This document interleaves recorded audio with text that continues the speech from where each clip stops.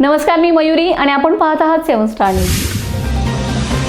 Prakash hospital and research centre व यशोमंगल charitable trust Kolhapur यांच्या संयुक्त विद्यमाने गर्भाशय मुखाच्या कर्करोग प्रतिबंधासाठी HPV लसीकरण शिबिराचं आयोजन करण्यात आले.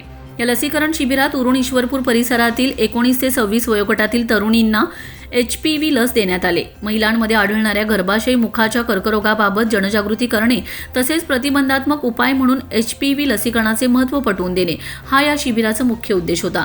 यावेळी Prakash institute of medical sciences and researches medical director doctor Vijaykumar Patil, Prakash hospital and research सेंटरचे वैद्यकीय अधीक्षक डॉक्टर भूपालगिरी गोसावी, यशोमंगल चॅरिटेबल ट्रस्टच्या डॉक्टर राधिका नंदकुमार जोशी व डॉक्टर हेमा दातार जोशी, प्रकाश हॉस्पिटलच्या प्रसूती व स्त्रीरोगशास्त्र विभागाचे प्रमुख डॉक्टर उदयकुमार पाटील, डॉक्टर आशा जोशी यांनी HPV विषाणू, त्याचे दुष्परिणाम आणि लसीकरणामुळे भविष्यात होणाऱ्या कर्करोगांपासून कसे संरक्षण मिळते याबाबत सविस्तर मार्गदर्शन केले.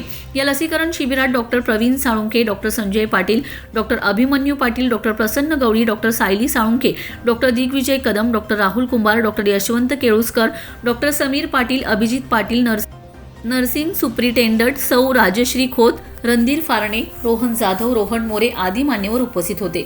शिबिरादरम्यान एकूण 150 तरुणींना HPV लसीकरण करण्यात आले.